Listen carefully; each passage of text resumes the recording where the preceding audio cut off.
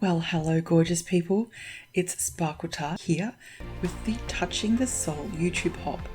Now this one was amazing. We've got beautiful people participating and a whole lot of sponsors, and you're going to see a wide variety of projects because there was no particular requirements, so that meant we could take the theme of touching the soul and make whatever we like. For the chance to win one of the beautiful prizes, leave a comment under each video and of course subscribe to each channel. Now I'm going to start my art journal page by covering the page with gesso. This will just give it a really nice strong layer so that I can add lots of wet media on top, and I can't wait to do that with this page. I've got something in mind. Now I'd like to add a little texture, so I'm going to use some Art Basics modelling paste and a really cool star stencil. I'm going to add the paste through the stencil and just create a more interesting texture on the background. Now once that's dry, it's time to add another design. This time I'm going to use clear crackle paste for something a little bit different, and I'm applying this through a different stencil just so I can get a variety of looks. Now when I started this page I did have a vague idea of where I was going. That didn't last long past this. With the crackle paste left over on my palette knife, I'm just creating sort of like a little line across the page. Originally it was going to be ground, but that's not what happened. Now onto the fun stuff. I've got some of my gorgeous Lindy's Stamp Gang sprays. I'm using Tweedledee Denim, Urban Amethyst, Tiffany Loop Blue, Open Arms Amethyst, Time Travel Teal, Bachelor Button Blue, Toto's Tornado Black, and of course Midnight Rendezvous Raven. Now, if you would like a light covering on your page, just add one layer.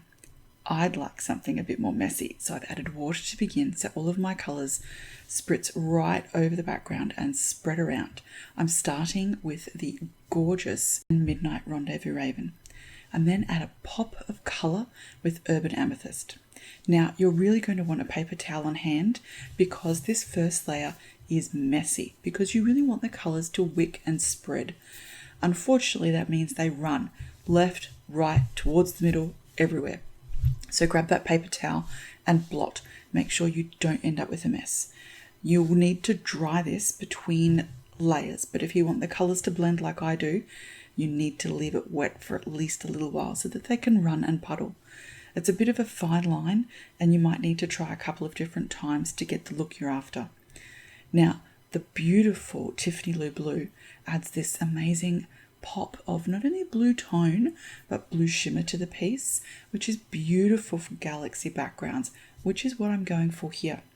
Now, you don't want to spray all of the colours. Add a bit of difference and variation by taking the lid off and flicking a few on, and that way you get concentrated sparkles and concentrated colours.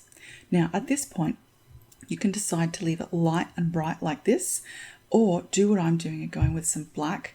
This one is Midnight Rendezvous Raven, which has a bit of a silver shimmer and really darken up the page. But it's completely up to you how you approach it. It doesn't matter if it's dark or light, you can absolutely colour over the top.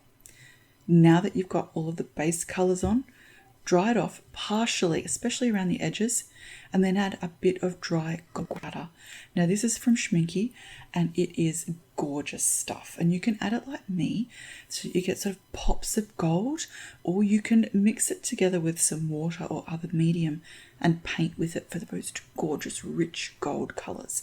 But this is a galaxy page, so I want something sort of galactic and starry and special. At this point, I'm going to dry the whole thing off with my heat gun, so I'm ready for another layer. At this point, you may totally love the colour the way it is, light and bright, but I want something dark and moody. So I'm adding a bit of Toto Tornado Black, or Toto's Tornado Black, a little bit more of the dark Tweedledee Denim, and of course a bit more of that beautiful gouache powder. Dry with a heat gun, and the background is almost finished. Now you can see that gorgeous texture. The gouache powder has settled into some of those areas. You've got the shimmer from the Lindy's Starbursts, which is just beautiful, all mixed and mingled together. And of course, all of those amazing patterns come from either the texture paste or the crackle paste on the background, or splattering with some of those Lindy sprays. Some of it is also when you add lighter sprays over darker ones, you get those lighter spots, which makes for a gorgeous galaxy kind of feel. Just perfect for the project that I have planned. Now, at this point, I've decided to highlight some of that texture a little using some Inca Gold wax pastes. These are really easy to use. Simply dip a finger into the paste or a cotton bud if you prefer, and gently apply it to the surface of the textured areas. I've used 2 different colours, a gold and a beautiful blue, so that I get some really interesting results and not all the one colour. And I still wasn't happy that it just wasn't shimmery enough. So I've grabbed some of my Art Alchemy paints. One is a spark and another is one of the opal colours. I'm using rose gold and unicorn hair. What a cool name for a paint. And just dabbing this on with my finger, just sort of in swishes and swooshes, just to give it an extra metallic. I just felt it needed some more shimmer. Now, once these are all completely dry, it is a beautiful background. But it just wasn't dark enough. I couldn't leave it alone. So I'm adding a bit more of the Midnight Rendezvous Raven and then some splashes of Tiffany Lou Blue just to darken it up just that little bit extra. I had something in mind and it just wasn't quite there yet. But it's getting there. It really is. Now I'm drying it with a heat gun because I'm a little bit impatient. But if you would like stronger colours, if you would like more interesting patterns, let it air dry, you get a much prettier result. But for those like me who are impatient, the heat gun will do just fine. Now once this layer is completely dry, splatter on a little bit more of the Urban Amethyst and Tiffany Lou Blue to create some more of those little splashes and dots. And I'm almost finished my background at this point. I couldn't help myself. I had to darken the edges, and I've just used a paintbrush with the Toto's Tornado Black for that. You'll notice I dried it on the front and the back. It helps stop the page buckling quite so badly. You'll still get some warping, but not as much. Now at this point, I spent a lot of time thinking about how I was going to finish the page. The background is so gorgeous and so sparkly, I really didn't want to cover it up. So my initial idea of using one of the Tim Holtz paper dolls went right out the window because everything I did covered up too much of the background. So I'm using one of the images I've previously drawn and adapting it for this page. So I've traced it onto a piece of really thin tracing paper and flipped the image. Now this also gives me a chance to start playing with a few additional elements like the moon across her forehead to see how it looks. I can change the size, I can change the position, I could really have a good look at where it fits best on the page. And I've decided to place it near the middle. Now that might not be where I would normally put it, but it's kind of where it fit best with all the texture paste on the background. Now I'm using my secret weapon, which is the Surreal transfer paper in white, and just putting it behind the image. This stuff is great if you are working over dark papers or dark paints because the transfer image is actually white. It's fantastic. The other thing I love about this paper is that you can use that white as some of your highlights. So it's sort of like a double bang for your buck. I'm just adding some really basic hair to kind of give more of the image of hair rather than anything else. Now, I didn't want the facing page competing, so I'm adding some gesso here just so that it softens those colours without changing it too much. Now the fun and terrifying part begins. I'm going to start really, really simply by just using some Prismacolor pencils in black and white and a chalk pastel pencil, and I'm just going to use that for the hair. Now, adding pencils over Lindy's works beautifully. Adding pencils over texture paste is a lot more challenging. So if I'd realised I was going to do this to start with, I might not have added the texture paste, but we'll see how we go. I'm going to start by colouring in some of the lighter areas. Now, anywhere that doesn't have texture paste or crackle paste is really easy to work over. So I'm adding the black pencil and the white, defining the eye, defining the lips, defining the shape of the face and the shadows, and along the neck, just keeping it really simple. Once the initial pencil layer is laid down, it's time to be really brave and grab those paint markers. So I've got a white Sharpie marker and I have a black Pilot Juice paint marker. And I'm just going to use both of these to add some depth, some real darkness, and some real pops of white light to the piece. So you can, of course, blend both of these using a water brush, which is what I often do, and what I'm doing here. If I don't want a really opaque, solid colour, I'll lay down the paint and then blend it really quickly with a water brush, and you get something that's a lot more translucent. Now, of course, this goes over both the background and the pencil beautifully, but both being wet, the white in particular will pick up some of the colour from the unsealed Lindy's behind it. Now I'm just going to outline the hair a little bit. I'm not going to go overboard on this because I don't really want it to look like hair. I'd like it to look sort of like swirls in the galactic sky, swirls in the night sky. So I've used the paint marker to lay down the initial outline of the hair, but then I'm using my chalk pencil just to add some really soft, flowy lines. I'm going to outline this with a few other things as I go along, but this will give me the basis for the hair shape. It's at this exact moment I notice I have some very heavy metallic paint and texture paste right where my lips will be. It's going to make those a little bit challenging, but I know how to fix that. When you've used metallic paint, the only thing you can do if you want to go over the top with pencils is add some acrylic matte paint. So I'm using Lapis and Blackberry from Dina Wakley, mixing these two together to get sort of a dark blueberry colour. And I'm going to use this as my darkest area. Now, I'm going to cheat and use this on the lips, even though they aren't my darkest spot. But I know that this will cover that metallic paint beautifully and allow me to go over, in a very limited way, that texture paste.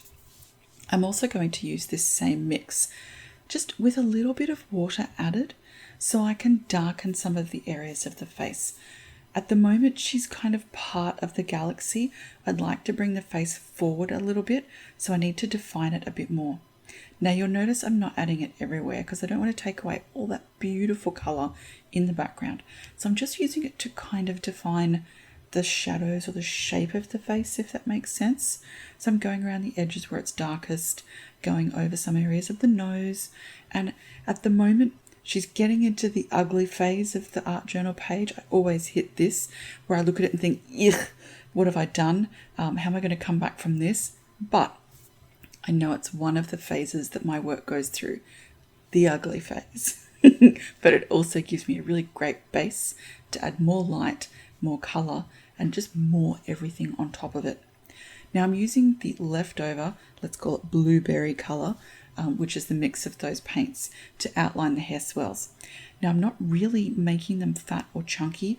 I just want to give them a little bit more definition, just to separate it from the background slightly. You don't have to do this. You could keep it sort of very light and galactic looking, but I just needed a bit more.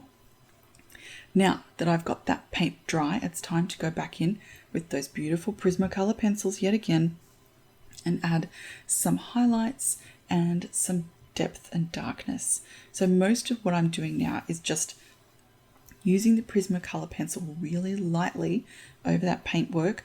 I don't want to lift any of it up. I don't want to dig into any of it. And I'm using the texture of the paint underneath to help add texture to the skin.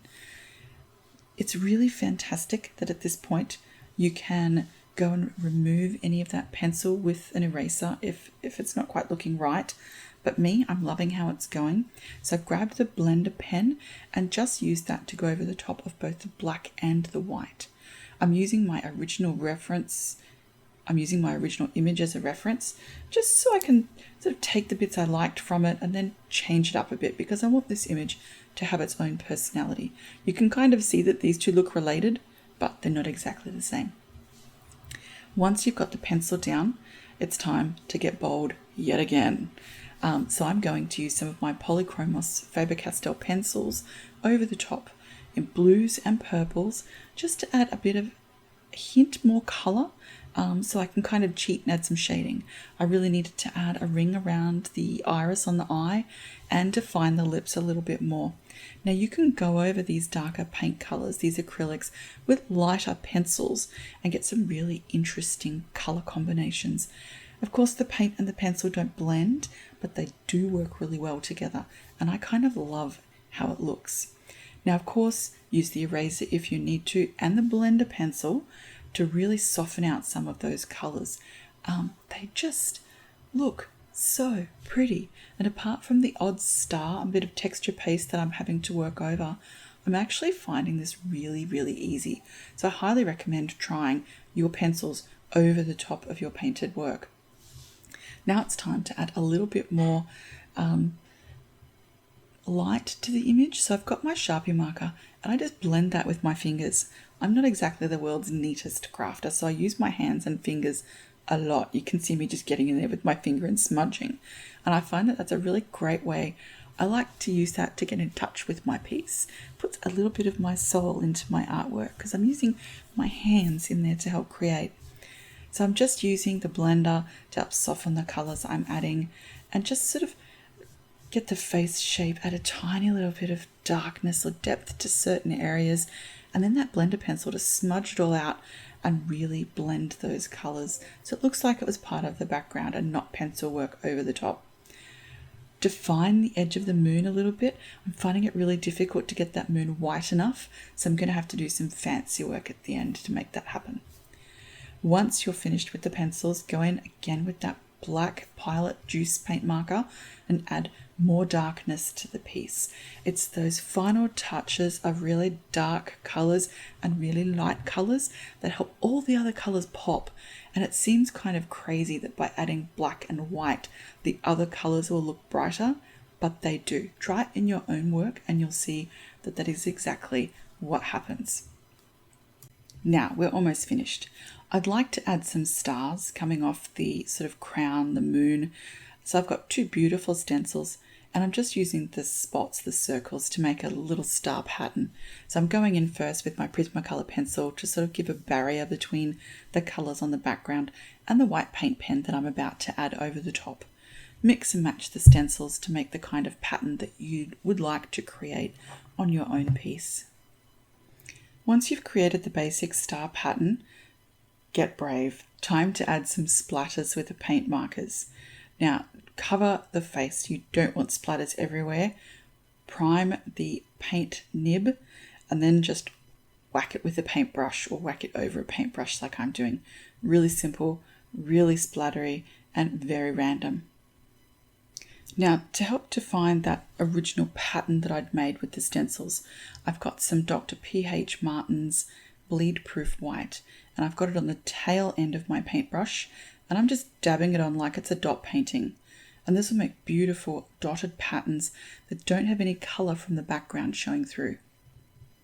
Time to finish the page. I've added a little bit of text to the facing page.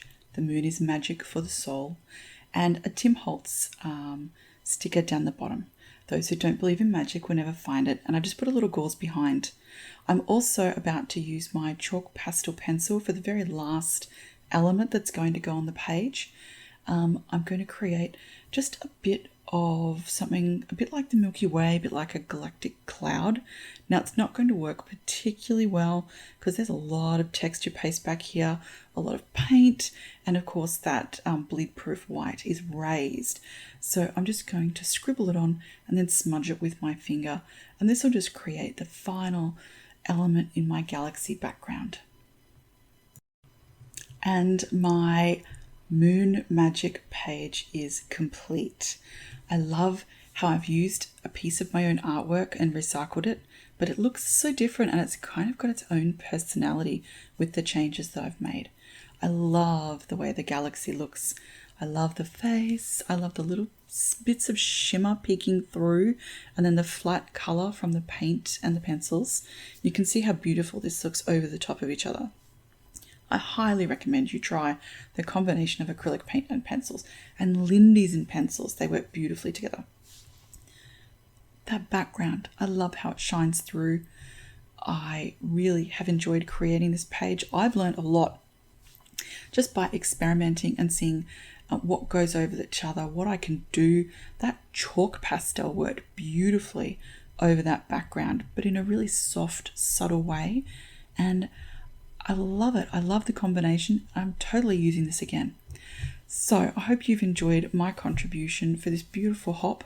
And don't forget, like, subscribe, leave me a comment, leaving your name and your country, and then watch the next video in this beautiful lineup of amazing artists.